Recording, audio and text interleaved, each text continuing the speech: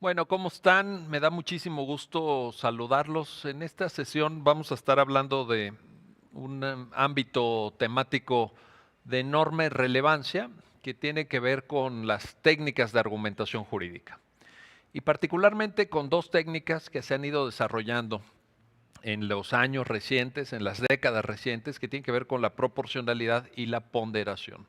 Cómo trabajar con estos conceptos, qué implicaciones tienen, y esto tiene que ver con un modelo, digamos, de relativa reciente creación, que es el modelo que de manera sintética, digamos, de manera resumida, llamamos el Estado constitucional de derecho.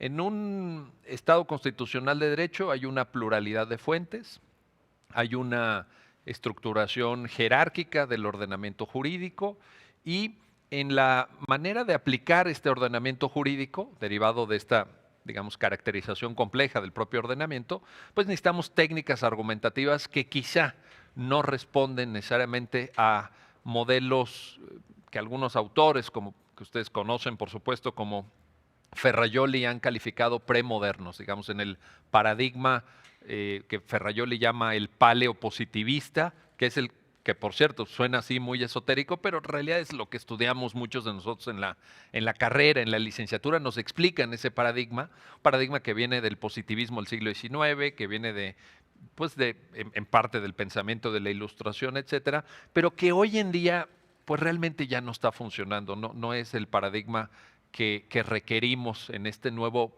modelo del Estado constitucional de derecho y por el contrario, hoy se nos exige más en términos de argumentación.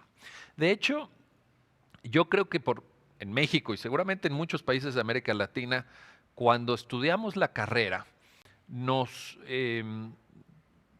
enseñan, digamos, nos trasladan un, una forma de pensar en temas de argumentación jurídica un tanto tradicional. En el mejor de los casos, porque no siempre se enseña la argumentación jurídica, o por lo menos no se enseña como se debería. Pero en el mejor de los casos, si nosotros en la licenciatura llevamos la materia de argumentación jurídica o hay profesores que se detienen a explicarnos el tema de la argumentación jurídica, lo que normalmente se hace es explicar lo que Manuel Atienza, que estuvo aquí en este mismo set, ¿verdad? Caracteriza como la teoría estándar de la argumentación jurídica. La teoría estándar de la argumentación jurídica tiene una premisa metodológica, tiene un punto de partida que es el modelo de norma jurídica con el que se trabaja. Es un modelo que responde a lo que vamos a llamar el esquema kelseniano. El esquema kelseniano de norma jurídica es si X, entonces Y, o si A, entonces B, en donde A es el supuesto de hecho, B es la consecuencia jurídica. Yo creo que la mayoría de nosotros estudiamos la carrera así. En México, en la licenciatura, los profesores parten de la idea de que las normas jurídicas responden a este esquema. Si A, entonces B. Tenemos el supuesto de hecho y tenemos la consecuencia jurídica. El asunto es que este modelo de norma jurídica refleja una concepción, vamos a llamarla parcial, incompleta, que viene del modelo paleopositivista de Ferrajoli. Sin embargo, en los ordenamientos jurídicos contemporáneos, en los modelos que reflejan el Estado constitucional de derecho, pues este modelo de norma jurídica subsiste, no quiero decir que se haya eliminado, pero se agrega, si quisiéramos verlo de manera optimista, diríamos, se enriquece el modelo. Se enriquece con otras cuestiones que tienen que ver con la propia estructura de las normas jurídicas. Y esto es importante, voy a detallarlo más adelante, pero es importante porque en este modelo del Estado constitucional de derecho nos enfrentamos a normas que tienen un carácter abierto, que tienen un carácter amplio y que generan distintos problemas de interpretación. Por ejemplo, en el modelo clásico de normas jurídicas, en el modelo de reglas, voy a usar una terminología Robert Alexi, que ahorita detallaré, pues teníamos o partíamos de la idea, quizá un tanto ideal, quizá no necesariamente reflejado en la práctica, pero partíamos de la idea de una norma completa. Si toda norma tiene un supuesto de hecho, toda norma tiene una consecuencia jurídica. Al menos así nos lo contaban. Luego ya en la realidad pues tenías que hacerte ahí, tenías que hacer frente a problemas de normas incompletas, de normas imperfectas, etcétera. Pero digamos como ideal regulativo, pues eso es lo que nos cuentan, ¿no? Ese es el esquema que nos pintan. Y la verdad es que en el modelo del Estado Constitucional de Derecho tenemos normas jurídicas que son diferentes, que tienen una estructura abierta, una estructura amplia y que, repito, nos plantean problemas interpretativos de, yo diría, mucho más profundos y mucho más complejos. En este sentido, el modelo del Estado Constitucional de Derecho nos permite distinguir, y sigo en esto una larga tradición de filosofía analítica del derecho, basado sobre todo en las obras de Hart, el concepto de derecho, en las obras de Dworkin, los derechos en serio y toda la progenie de filosofía analítica de la segunda mitad del siglo XX, nos permite distinguir dos grandes modelos de normas jurídicas, que son las reglas, por un lado, y los principios. Las reglas, pues ahorita lo voy a detallar, pero más o menos es este modelo de norma jurídica con el que les digo que la mayoría de nosotros estudiamos. Y los principios tienen otra morfología, tienen otra forma de ser entendidos. El autor, desde mi punto de vista, claro que esto es muy opinable y cada quien tendrá su propia explicación sobre esto, pero a mí me parece que el autor que de manera contemporánea ha explicado mejor esto y que nos suministra un esquema más completo de comprensión del tema que estoy abordando es este profesor alemán Robert Alexi, un profesor ya jubilado, recientemente jubilado de la Universidad de Kiel en Alemania, que dice, a ver, ¿qué entendemos por reglas y qué entendemos por principios? Las reglas, dice Robert Alexi, contienen lo que se llama mandatos definitivos. Esto es, si tú lees una norma jurídica redactada en forma de regla, tú inmediatamente adviertes el supuesto de hecho y la consecuencia jurídica. Te das cuenta de qué es lo que está regulando y te das cuenta de si se cae en ese ámbito de regulación, si se cae dentro del espacio regulado por la norma jurídica, sabes cuál es la consecuencia que se tiene que aplicar. De tal suerte que con esta claridad en las reglas, insisto, aunque sea un modelo ideal, luego ya sabemos que los legisladores redactan mal, ¿no? Pero bueno, digamos, en un modelo ideal, si tú tienes el supuesto de hecho y tú tienes la consecuencia jurídica perfectamente determinados, la regla o se cumple o se viola. No tienes ningún problema. Tú sabes cuándo se está cumpliendo la norma jurídica y tú sabes cuándo se está violando. Pongamos un ejemplo sencillo, un ejemplo, si me permiten ustedes, incluso hasta banal. Si una norma jurídica tiene la siguiente estructura, digamos, toda persona que vaya conduciendo un vehículo automotor a más de 80 kilómetros por hora pagará una multa de 1,000 pesos, ¿no? O sea, en otras palabras, no puedes manejar a más de 80 kilómetros por hora. Y si manejas a más de 80 kilómetros por hora, ¡pum!, una multa. Bueno, pues en principio uno diría, no presenta mayor problema la norma. Es decir, uno lee la norma y entiende el supuesto de hecho. Conducir a más de 80 kilómetros por hora. Entiende la consecuencia jurídica. Pagarás una multa de tantos pesos. Si vas a 81, ¡pum!, violaste la norma. Si vas a 79, cumpliste la norma. No habría ningún problema. El problema, ahora, claro, tampoco quiero, por supuesto, simplificar, pero el problema mayormente cuando uno trabaja con reglas, creo que tiene que ver con eh, temas que hoy digamos, no es la materia y no voy a abundar en ellos, pero ustedes saben y comprenden perfectamente la importancia que tiene en relación al tema de la prueba. Es decir, iba fulano de tal, ya en el caso concreto, iba manejando a más de 80 kilómetros por hora o no. Es una dificultad probatoria. ¿Cómo lo vamos a acreditar? Este que no es un ejemplo, por supuesto, teórico, porque en todos los códigos de circulación, en todos los reglamentos de tránsito están este tipo de prohibiciones, pues en México ha dado lugar a un debate bien interesante. No sé si han visto ustedes, se plantearon algunos juicios de amparo, por ejemplo, en contra del sistema de fotomultas. Y cuando en el desahogo del trámite procesal correspondiente, en esos juicios de amparo, cuando se presentó el material probatorio, pues se generó cierta perplejidad que se refleja en términos argumentativos y que tiene que ver con lo que hoy venimos a exponer. Por ejemplo, la capacidad de fijar una velocidad precisa para las máquinas que toman las fotos, ¿no? Porque uno dice, oye, la máquina que toma la foto dice exactamente a cuánto ibas. Bueno, pues en esos juicios de amparo se aportó evidencia científica, quiero decir, pruebas periciales, pruebas que practicaron expertos, de acuerdo con las cuales el margen de error de la máquina era del 10%. Fíjate, ¿qué significa esto? Ahora con los modelos modernos de carros, ¿verdad? Hay unos que traen hasta un contador de velocidad con número, ¿no? No solamente la rayita esta que se va moviendo, sino tú lo estás viendo con número. Y mientras tú vas conduciendo, ese número marca 72 kilómetros por hora, pero estás dentro del margen de error. Entonces, a lo mejor tú manejando a 72 kilómetros por hora y viendo ese marcador en tu vehículo, la fotomulta, ¡pum!, te cacha, ¿no? Y te pone la multa. Eh, y entonces ahí viene esa dificultad probatoria. Claro, si ibas a 110, pues ahí no hay duda, ¿verdad? Ahí claramente estás dentro del margen de punibilidad, digamos, del castigo.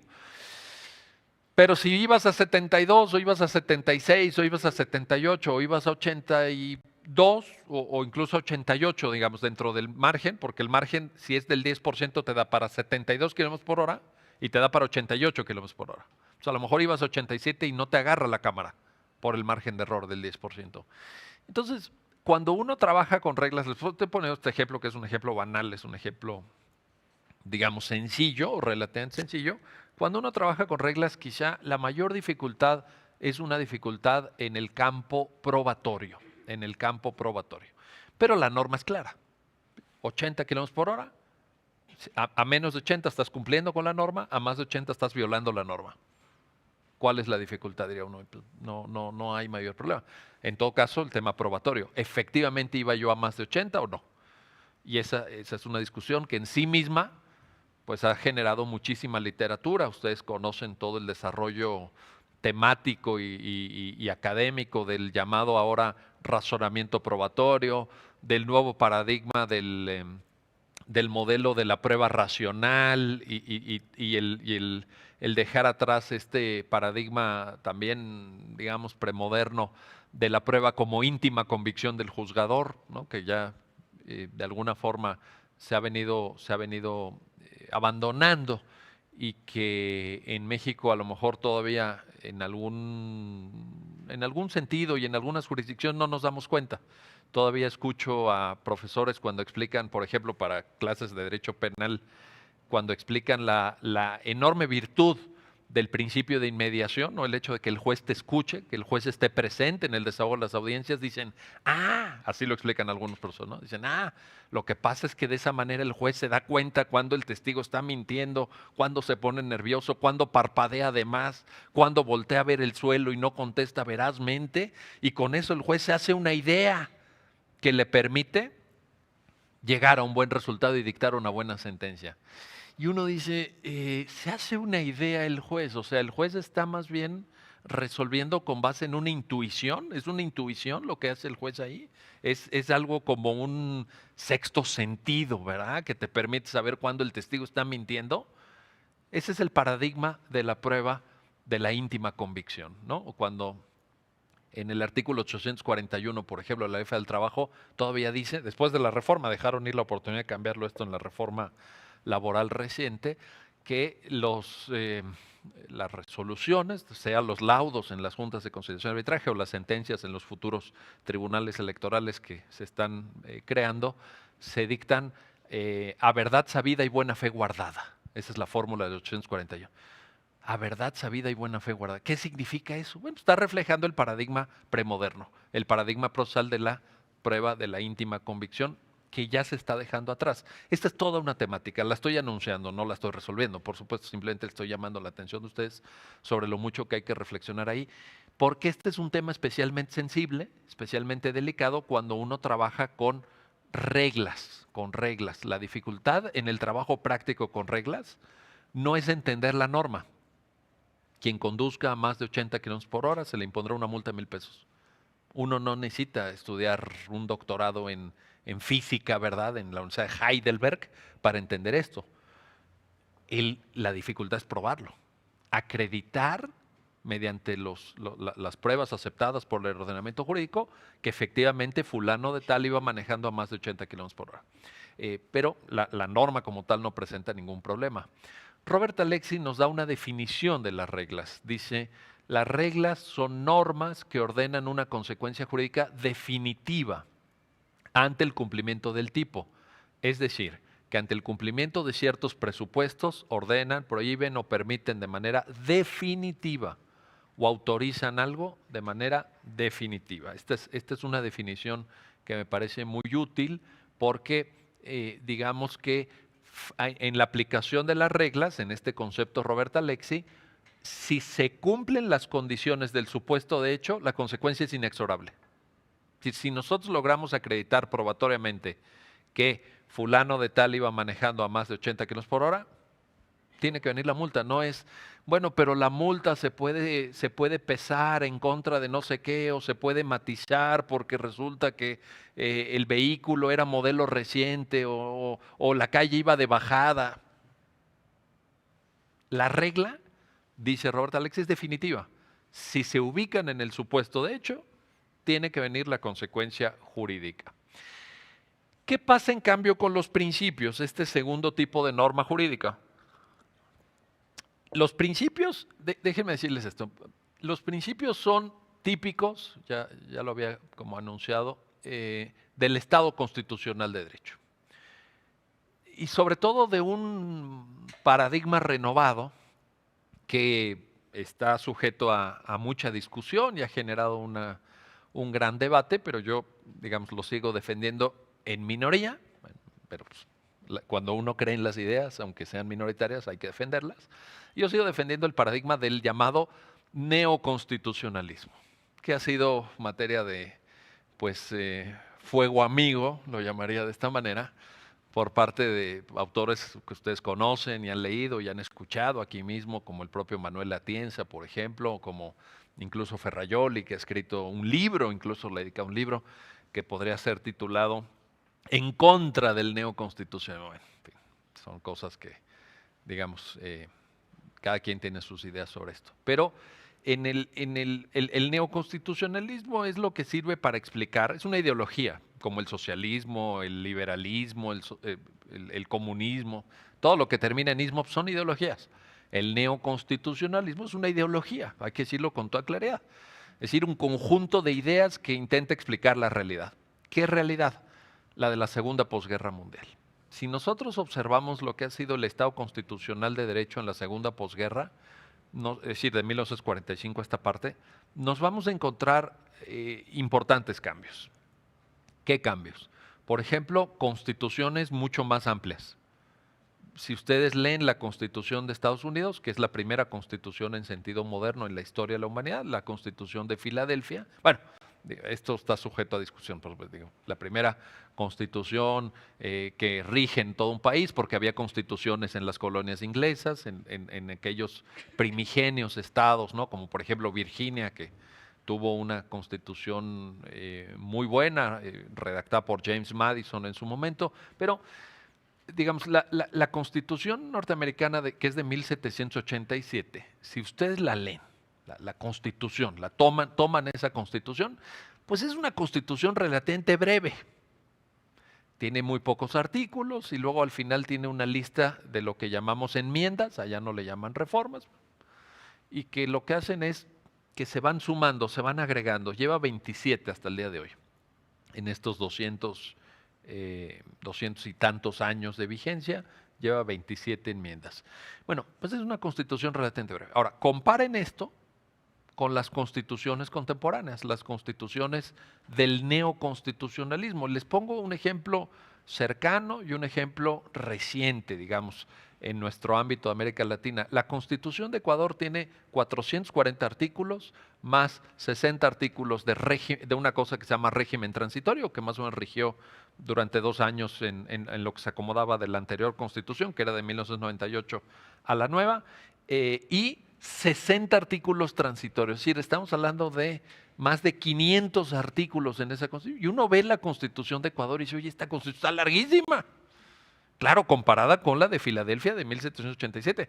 O piensen en la propia Constitución colombiana del 91 o en la Constitución brasileña del 88, que también tiene un larguísimo catálogo de derechos fundamentales, O piensen en la Constitución mexicana. Si ustedes revisan el texto emanado del Congreso Constituyente Querétaro, 5 de febrero de 1917, y lo comparan con la Constitución que tenemos ahorita, que nos rige en la actualidad, pues la Constitución ha sufrido, la Constitución mexicana vigente ha sufrido un proceso de, llamémoslo así, embarnecimiento, ¿no? Así como que hay algún autor, ustedes lo conocen, el maestro Diego Valadez, que incluso ha contado cuántas palabras, ¿no? Metió en un formato de Word, me imagino, el texto original, y con el contador de palabras que te permite el programa, dijo, a ver, en Querétaro salieron tantas palabras, no me acuerdo ahorita, pero el número exacto, pero en torno a las 22,000. Hoy en día la Constitución mexicana tiene 70,000 palabras. A ver, de las 22,000 pasamos a 70,000 palabras. Es decir, un proceso verdaderamente de alargamiento, de embarnecimiento. ¿Por qué? Y lo conecto con el tema que hoy nos toca abordar y nos toca exponer. Bueno, porque se han incorporado muchísimos principios, muchísimas normas redactadas en forma de principios que han ido haciendo grande la Constitución en materia electoral. Ustedes lo saben perfectamente, el artículo 41 está plagado de principios. Hay una buena cantidad de principios que ustedes aplican en el ejercicio cotidiano de la jurisdicción electoral y esto caracteriza las constituciones del neoconstitucionalismo. Voy a usar una expresión del profesor Luis Prieto Sánchez de Castilla-La Mancha, justamente, esta omnipresencia de los principios en el constitucionalismo contemporáneo, de la cual nosotros somos, por supuesto, partícipes también. Bueno, ¿y cuál es el problema aquí? ¿Cuál es la dificultad? ¿Por qué hablamos de este tema? Porque los principios tienen una diferencia o tienen varias diferencias estructurales respecto a las reglas, que es el modelo anterior que les platiqué. Los principios o bien no tienen determinado el supuesto de hecho, ¿no? Si A, entonces B, entonces falta el si A. O bien no tienen claramente establecida la consecuencia jurídica, falta entonces B, o lo tienen determinado, pero de una manera muy vaga, extraordinariamente abierta. Y la verdad es que si uno revisa las normas jurídicas de la Constitución mexicana, por ejemplo, pues se encuentra una serie de principios que caen en este supuesto. Les pongo algunos de ellos que son muy obvios y muy evidentes. Por ejemplo, cuando la Constitución mexicana en el párrafo quinto del artículo primero constitucional dice a ninguna persona está prohibida toda forma de discriminación basada en y da una serie de rasgos. Bueno, uno diría, este es un tipo de normas que está en todas las constituciones contemporáneas, en las constituciones del neoconstitucionalismo. Y uno dice, perfecto, ¿no? ¿Quién estaría en contra de este tipo de norma? ¿Quién está dispuesto aquí a defender la discriminación? Nadie, ¿verdad? Todos mundo estamos a favor de la igualdad, todos mundo estamos a favor del igual disfrute de derechos, perfecto. Pero el problema interpretativo y argumentativo empieza cuando nos preguntamos, ¿y qué es la discriminación? Es decir, ¿cuándo se está ante un supuesto de discriminación? Por ejemplo, si en una evaluación académica un profesor le pone a un alumno 6 y al otro alumno 8 y al otro alumno 10, ¿los está discriminando? ¿Cuál sería la respuesta correcta? ¿Los está discriminando o no a los alumnos?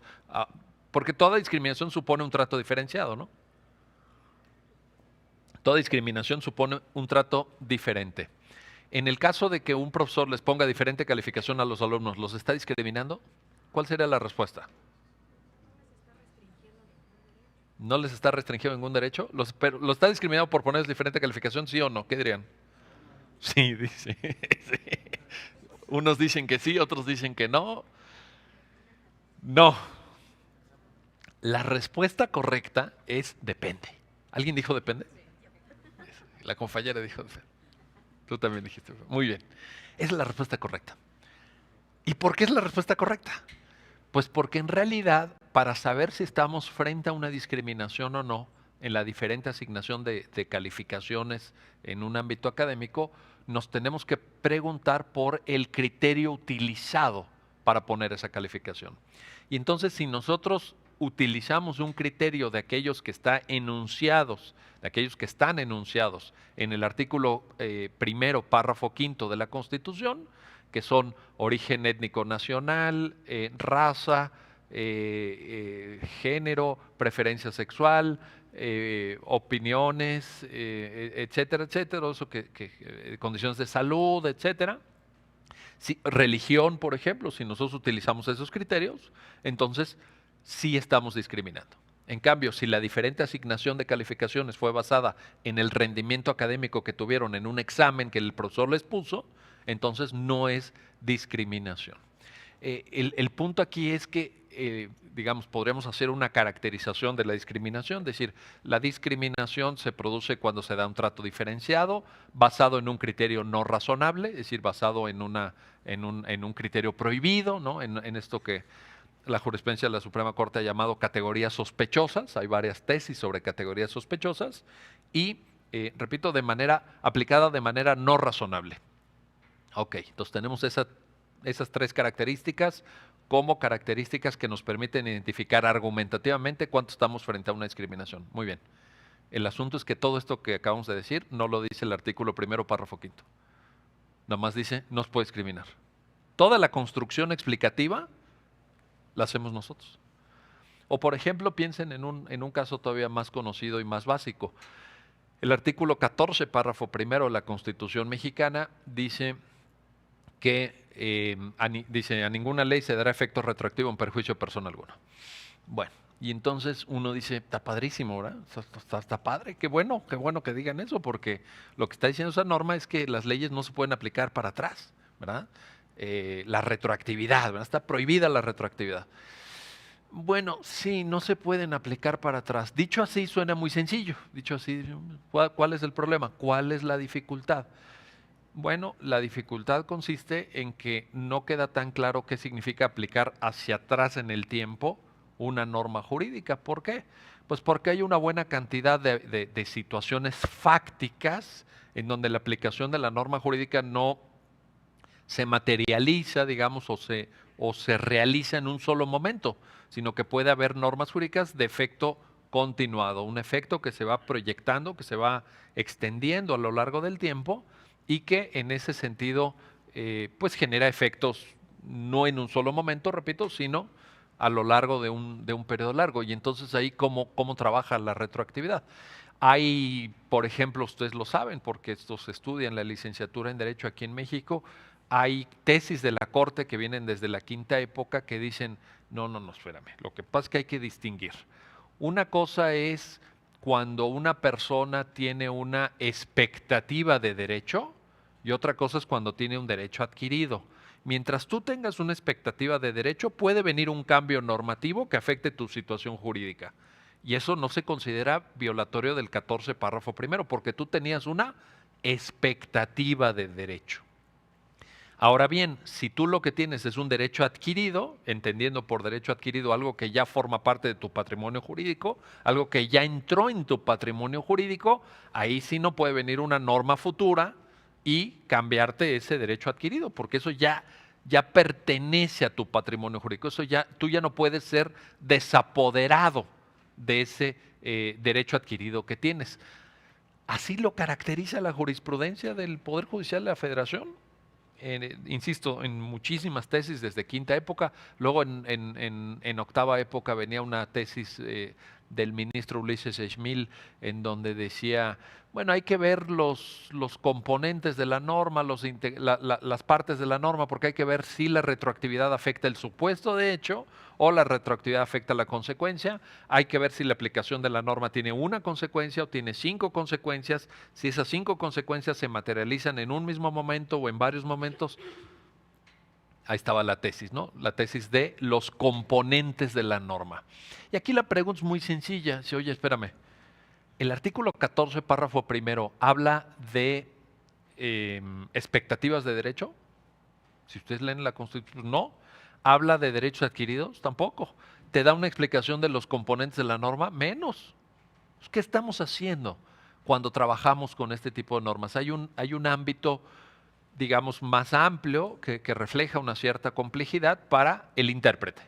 A la hora de aplicar, es muy diferente aplicar. Fíjense todo lo que estábamos explicando y discutiendo en el caso de la regla de tránsito de los 80 kilómetros por hora. el tema de la prueba, si circulaba más de 80 kilómetros por hora, no circulaba más de 80 kilómetros por hora, qué pasaba, etcétera. Y en cambio aquí la discusión es muy diferente, porque estamos trabajando justamente con principios. Podríamos abundar en muchísimos ejemplos, algunos de ellos sobradamente conocidos. En el artículo 4 de la Constitución, casi todos los distintos párrafos del artículo 4 son principios. Y vaya que hay bastantes, porque el artículo 4 también ha ido, digamos, embarneciendo, ¿no? Por ejemplo, piensen en un principio tan indeterminado en su alcance material como el interés superior del niño, que está en la Convención de la ONU de los Derechos del Niño y está también en nuestro artículo 4. ¿Qué significa el interés superior del niño? Ustedes son jueces en un tema familiar, piensen ustedes, conocen de litigios familiares y de repente te invocan el interés superior del niño y un abogado te dice, su señoría, en salvaguarda del interés superior del niño usted tiene que decidir A. Y viene la otra parte y te dice, su señoría, en salvaguarda del interés superior del niño tienes que decir B. Oye, espérame, ¿qué significa el interés superior del niño? Pues en la norma, uno lee la norma y no viene ninguna definición. Entonces el intérprete se ve en la necesidad de hacer una construcción argumentativa diferente. El propio artículo 4 habla de la protección del medio ambiente adecuado, así dice. Tenemos que proteger el medio ambiente para que el medio ambiente sea adecuado. Y uno dice, oye, ¿y qué significa el medio ambiente adecuado? Dice, bueno, pues que el agua que bebemos esté limpia, que el suelo no esté contaminado, que las partículas suspendidas, ¿no? Por cada, no sé cómo se mide eso, pues no sean demasiadas para que no te afecte tu aparato respiratorio, etcétera. Ah, muy bien, muy bien, muy bien, todo está perfecto. Pero la gran pregunta es, ¿y eso lo dice la norma jurídica? No lo dice. Es una norma jurídica redactada en forma de principio. Hay muchas dificultades. O por ejemplo, en el propio artículo 4 dice, toda familia tiene derecho a una vivienda digna y decorosa. Toda familia tiene derecho a una vivienda digna y decorosa. ¿Qué está diciendo? En términos de la definición que daba de la regla Robert Alexy, ¿cuándo se cumple y cuándo se viola? ¿En qué momento se viola la dignidad y el decoro de una vivienda? Y ahí tenemos enormes problemas de definición.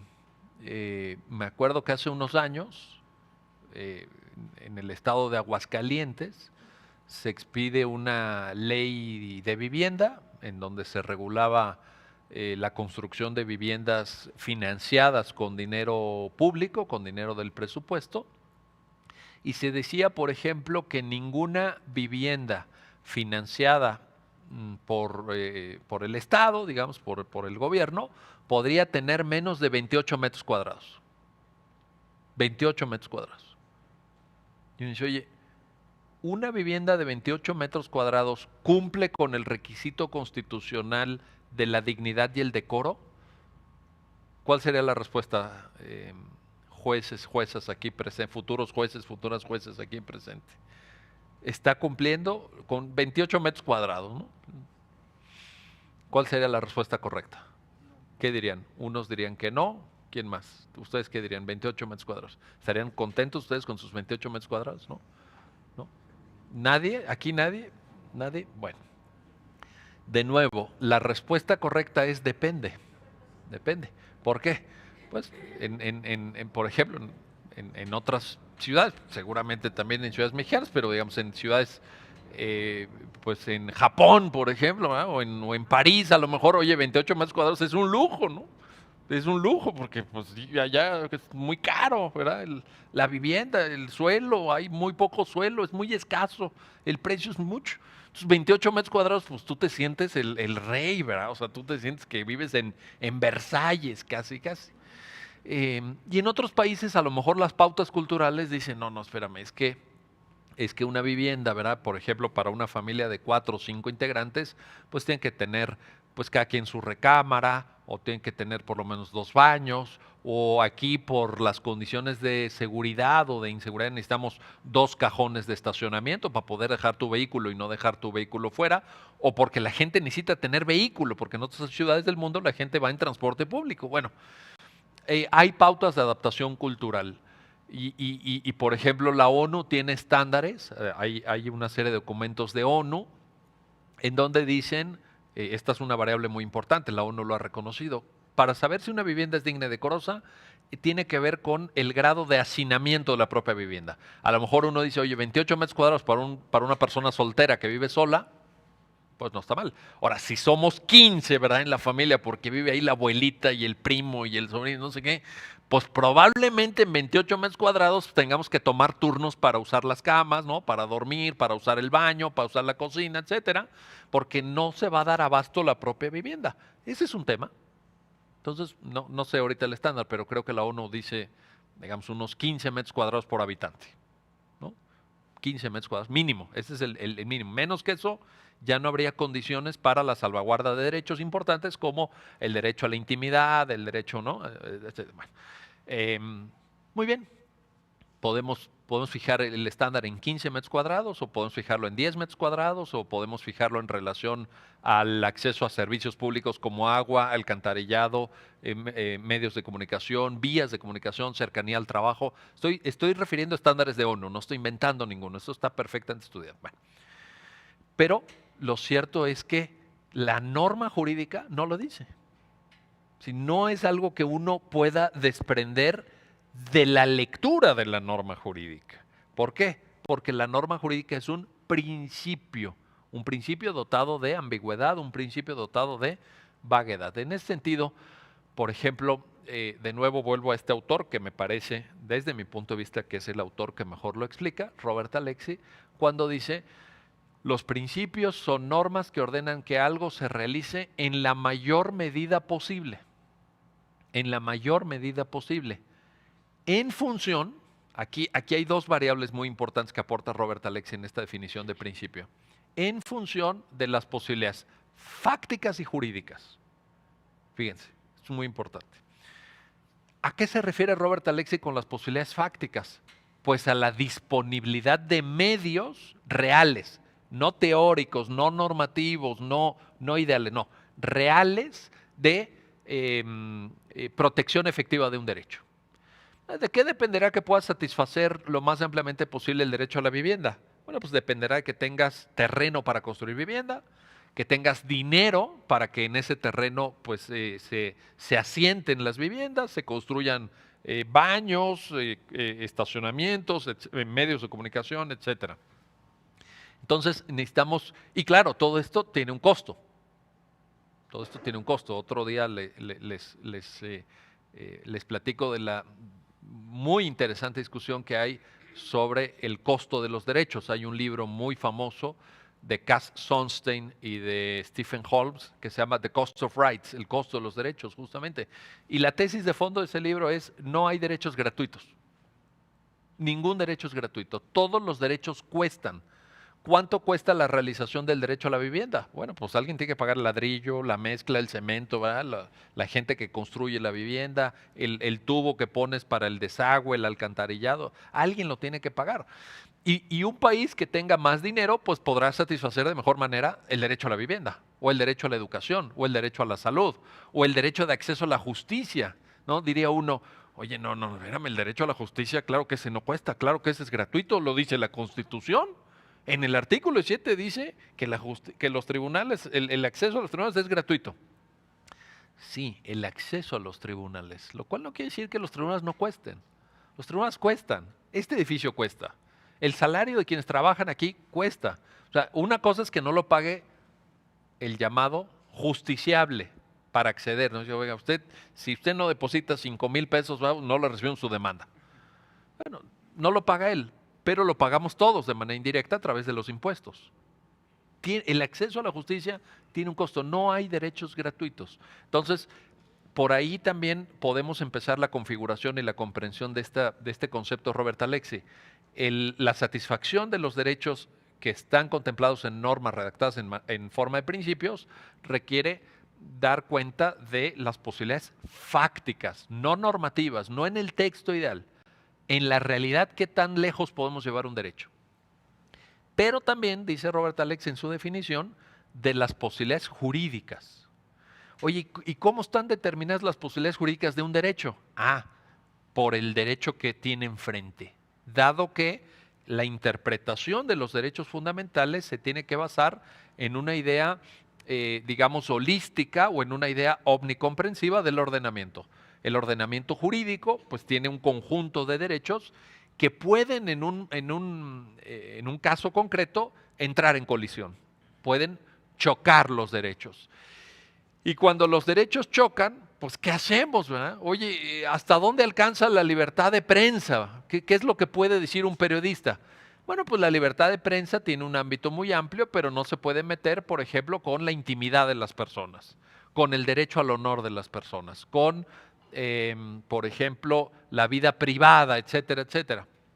Entonces, por ejemplo, ¿hasta dónde puede llegar el derecho de propiedad? ¿No? Si yo tengo un terreno y en ese terreno hay árboles o hay un conjunto de especies vegetales o animales protegidas, y en la lógica tradicional del derecho a propiedad, lo que nos enseñaron a todos nosotros en derecho romano, ¿verdad? En la carrera, dice, no, espérame, el jus, ¿cómo era? El jus utendi, el jus fruendi y el jus abutendi, ¿verdad? El derecho de usar, el derecho de obtener los frutos y el derecho de extinguir la cosa, materia, objeto de la propiedad. Bueno, en el derecho romano sí. En el derecho constitucional contemporáneo tienes que pedir autorización para cortar un árbol de tu terreno, sí, pero quieres cortar un árbol de tu terreno, tienes que respetar el derecho al medio ambiente. Hay una protección medioambiental. Entonces, el derecho a la propiedad está limitado por el derecho al medio ambiente también. Y así sucesivamente todos los derechos, el derecho de la libertad de tránsito. Oye, la libertad de tránsito quiere decir que yo puedo ir a donde quiera. Bueno, puedes ir a donde quiera, pero no te puedes meter en la casa de tu vecino. Hay un tipo penal, no te puedes meter en la propiedad privada. Entonces, esas son las posibilidades jurídicas a las que se refiere Robert Alexy. Usa un concepto, o dos conceptos que vale la pena recuperar. Dice Robert Alexy, en el caso de los principios, lo que nosotros tenemos son mandatos de optimización. ¿Qué quiere decir? Que tenemos que hacer el uso más amplio, el uso más intenso que sea posible del principio. Bajo la lógica o bajo criterios, sigo citando a Robert Alexy, de maximización del principio. En otras palabras, esto ya no lo dice Alexy, ya lo digo yo. Tenemos que llevar el principio tan lejos como sea posible. ¿Qué tan lejos podemos llegar? Bueno, podemos llegar tan lejos como lo permitan. Uno, las posibilidades fácticas. Dos, las posibilidades jurídicas. Eso es lo que tenemos que hacer cuando trabajamos con principios. Ahora, ¿cuáles son las pautas aplicativas para esto? Una vez que ha quedado, espero que haya quedado clara la diferencia entre reglas y principios, pues lo que nosotros vemos es que esta diferente estructura no queda en el plano teórico. No es para dar clases solamente o para que se formen mejor nuestros alumnos en la licenciatura en Derecho o en los posgrados de Derecho, no. Esto tiene una inmediata traducción en la práctica. ¿En qué sentido? En el sentido de que para las reglas lo que nosotros necesitamos hacer es un ejercicio subsuntivo, una subsunción. Suena medio esotérico, ¿no? Así como, órale, una subsunción, qué difícil. No, es muy sencillo porque responde a la estructura que viene desde Aristóteles del silogismo deductivo. Esto es, tenemos una premisa mayor, que es la norma jurídica, tenemos una premisa menor, que son los hechos, y tenemos una conclusión lógico necesaria. Esto es el silogismo deductivo aristotélico de toda la vida, ¿no? Los que llevaron lógica en la prepa, creo que ahora ya no se lleva lógica en la prepa, ¿no? Sí se lleva o no se lleva lógica en la prepa. Pues a mí todavía me tocó llevar lógica en la prepa, ¿verdad? Pero ya los chavos ahorita ya le preguntan a los más jóvenes y ya quién sabe, ¿verdad? Ya no todo el mundo llevó lógica en la prepa. Deberían, porque luego por eso se cometen tantas falacias, ¿verdad? Bueno, por decirlo de manera elegante. Pero lo cierto es que cuando uno trabaja con reglas, lo que necesitamos hacer es la subsunción. Como ya les expliqué en el caso de la multa por exceso de velocidad contemplada en un reglamento de tránsito, el mayor problema, creo yo, cuando uno trabaja con subsunción es la premisa menor. Es la premisa menor. Es decir, el debate alrededor de la acreditación de los hechos. Cuando uno afirma, por ejemplo, en una sentencia, ¿está probado qué? ¿Cómo llega alguien a esa conclusión? ¿Cómo uno asume que está probado? Y ahí, repito, no es el tema de hoy, hay una larga, ya cada vez más prolija literatura que en México pues apenas estamos empezando a descubrir, pero autores de señeros, digamos, en esta materia, como Michele Tarufo, este profesor italiano que ha venido tantas veces aquí al Tribunal Electoral, o que le dio una época que venía mucho, ¿no? Incluso publicó libros aquí con ustedes, en fin. El profesor Tarufo ha explicado la relevancia de la motivación de los hechos, en el entendido de que los hechos no se revelan solos, hay que revelarlos los hechos. Podemos usar una prueba testimonial, podemos usar una prueba pericial, podemos usar una prueba indiciaria incluso, bueno, pero los hechos son materia de interpretación. Es decir, esto es un debate filosófico muy amplio, pero no hay una realidad objetiva que nos permita advertir de manera intuitiva los hechos. Alguien diría, la alfombra que está aquí es de color rojo, ¿verdad? Estamos todos en que es de color rojo. Bueno, sí, pero en el debate jurídico no faltará que diga, no es propiamente rojo, yo lo veo naranja. Y ahí viene, ¿no? A ver, que venga el perito, ¿verdad? Con un lente especial y que diga si esto es rojo o es naranja. ¿Está sujeto a discusión? Sí, está sujeto. Y esto no nos tiene que asustar, esto es lo que hacemos los abogados todos los días. Es más, si no existiera esta posibilidad de discutir esto, ¿como para qué estudiaremos derecho? ¿No? O sea, entonces, ¿qué aportaríamos nosotros? Así se trabaja con el tema de las reglas. En cambio, con los principios, lo que necesitamos es hacer una ponderación. Y aquí la cosa cambia. ¿Por qué? Porque en las contradicciones entre reglas, si una regla se opone a otra, digamos, el conflicto se plantea como todo o nada. Si las reglas opuestas no pueden convivir. Tenemos que discernir a través de una serie de criterios, ahorita les voy a explicar cuáles son, cuál es la regla que se tiene que aplicar. Pero normalmente la aplicación de una regla elimina a la otra. La elimina porque o la priva de vigencia, o la priva de validez, o impide su aplicación. Digamos, pone a descansar la aplicabilidad de la regla. En cambio, cuando nosotros trabajamos con principios y optamos por la ponderación, los principios no se eliminan, los principios se equilibran. Es decir, un principio no elimina otro principio. El hecho que tú tengas reconocida la libertad de prensa no elimina el derecho a la intimidad. El hecho que tengas reconocido el derecho al medio ambiente no elimina el derecho a propiedad. Lo que se tiene que generar es un equilibrio. ¿Cómo resolvemos las antinomias cuando trabajamos con reglas? Bueno, evidentemente, pues estos son criterios muy conocidos, de sobra conocidos para ustedes, porque vienen desde el derecho romano. En el digesto se hablaba de tres grandes criterios o tres máximas o apotegmas, llamémosle así, para resolver las antinomias entre reglas, que es el criterio de lex superior derogat inferiori o criterio de supremacía o jerarquía, lex posterior derogat priori, criterio temporal, y lex specialis derogat generalis o criterio de especialidad normativa.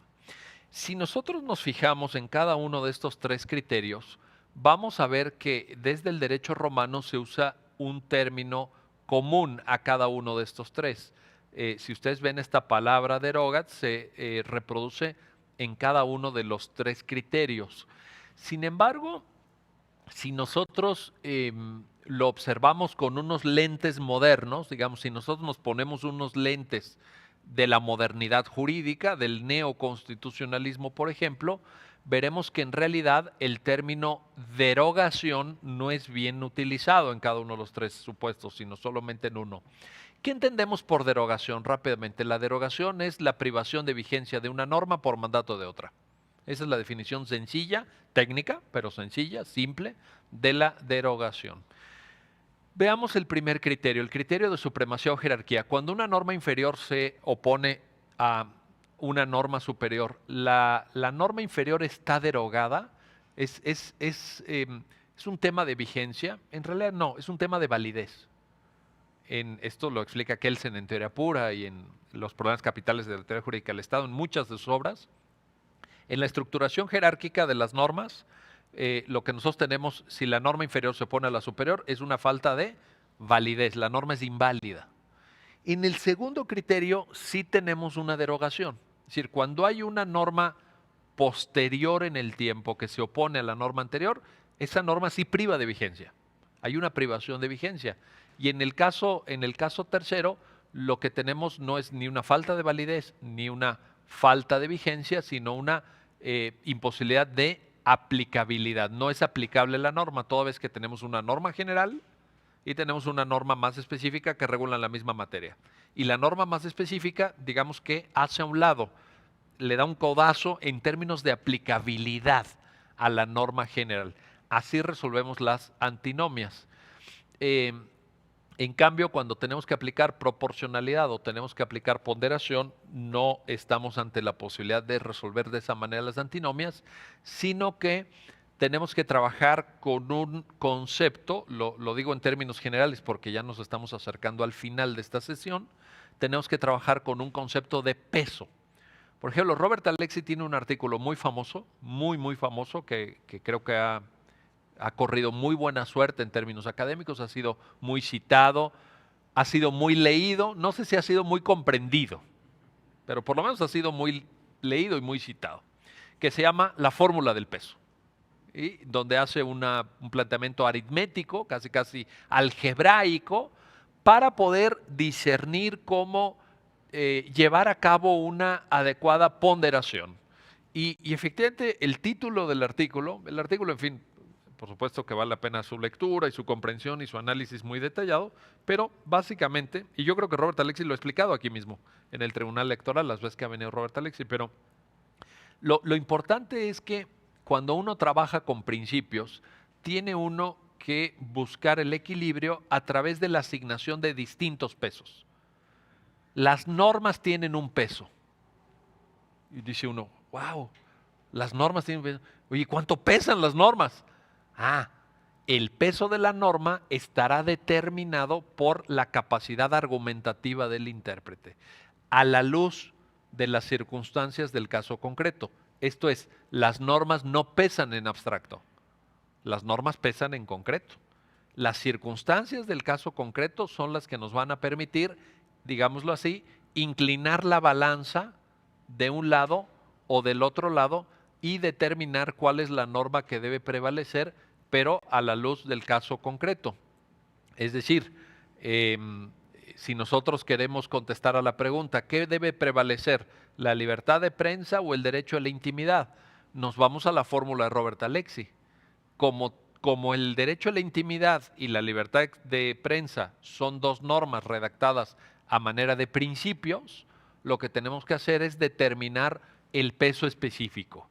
Tomando en cuenta que, de nuevo, Robert Alexy, tomando en cuenta las circunstancias fácticas, es decir, los hechos alrededor del caso, y las circunstancias normativas, el conjunto de las normas que rigen, ya sea la libertad de expresión o la libertad de prensa, no entendidas estas normas solo y únicamente como las normas de rango constitucional, no.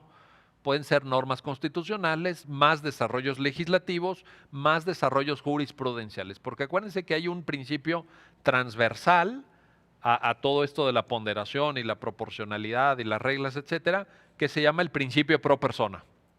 Es un principio interpretativo también, es un principio argumentativo. Y el principio pro persona te dice, busca la norma más favorable, busca la norma que otorgue una mayor tutela. ¿Y dónde vas a buscar esa norma? ¿Solo en la Constitución? ¿Solo en los tratados internacionales? No, vas a buscar esa norma allí donde esté. Puede estar en una constitución, o puede estar en una ley, o puede estar incluso en un reglamento. Las normas inferiores tienen que desarrollar las normas superiores. Y en ese sentido, podemos nosotros, cuando consideramos esta pauta de Robert Alexy, esta pauta aplicativa de Robert Alexy, donde dice, hay que considerar los elementos normativos, lo fáctico y lo normativo. Pues en lo normativo podemos usar el principio pro persona para buscarlo allí donde se encuentre. Y de esa manera vamos a determinar un peso específico que nos sirve única y exclusivamente para resolver el caso concreto. Es decir, si en un caso nosotros decimos, prevalece la libertad de expresión por encima del derecho a la intimidad, eso no es un peso absoluto para cualquier tipo de asunto. Es la creación de una regla que nos permite resolver el caso concreto. En un distinto caso futuro, por ejemplo, esa regla puede o no ser aplicable. Puede o no ser aplicable. ¿De qué va a depender? pues va a depender del contexto fáctico y va a depender del contexto normativo. ¿Qué se le pide al intérprete? Que no se genere una jerarquía abstracta de peso de los derechos. ¿Siempre va a ganar la no discriminación en contra de la libertad religiosa? No. ¿Siempre va a ganar la libertad de tránsito sobre el medio ambiente? No. ¿Siempre va a ganar el debido proceso frente al derecho a la defensa? Tampoco. Hay que ver en el esquema Robert Alexy qué pesa más. El peso estará determinado por las circunstancias fácticas y las circunstancias normativas, y eso nos va a dar lugar a unas pautas de argumentación jurídica para resolver el caso concreto. Si en un futuro caso, en otro supuesto de hecho, si en otro supuesto cambian o los contextos fácticos o los contextos normativos, el razonamiento puede ser inverso. En un caso pudo haber ganado la libertad de expresión y en el otro caso va a ganar el derecho a la intimidad. Es dependiendo del caso concreto, pero ciertamente aquí hay una gran dificultad argumentativa. Digámoslo de esta manera: quienes trabajamos, porque todos nosotros trabajamos con principios, tenemos un panorama, un escenario argumentativo de enorme complejidad. Se los digo a manera de conclusión con otras palabras.